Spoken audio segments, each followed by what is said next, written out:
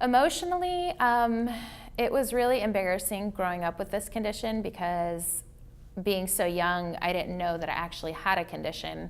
I just thought that I sweat a little bit more than normal people. So I didn't know how to go about talking to people about it. I just kind of tucked it away and tried to cope with it as best I could. I would always wear like really thick hoodies to try to cover up the sweat, and I would avoid getting close to people as much as possible. It just made my teenage years, much more harder than they had to be. So up until now, I would say that it was really embarrassing and I was uncomfortable a lot of the time. And it's always in the back of your head. It's always, something you're thinking about. Am I sweating? Can people see it? Do I smell bad? And then thinking about it just makes it that much worse. So up until about a year ago, maybe two, when I actually got my diagnosis, I felt a sense of relief. I felt that there was an actual condition wrong with me and it wasn't just all in my head.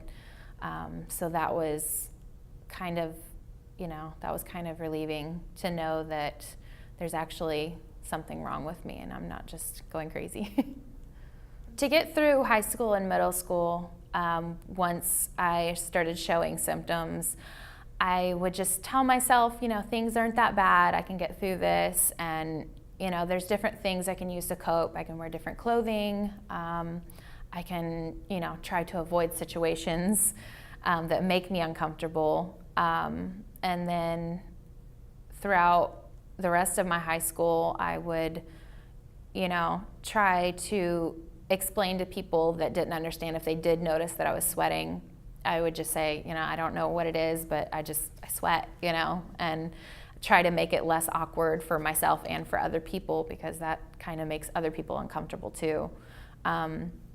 So throughout high school, I would just try to explain to them and try to avoid people that were mean about it. I did get bullied through high school a little bit, but I made sure that I hid it from everybody. So the really big bullies that picked on me no matter what, even without knowing about my hyperhidrosis, I would hide it from them so that they didn't know.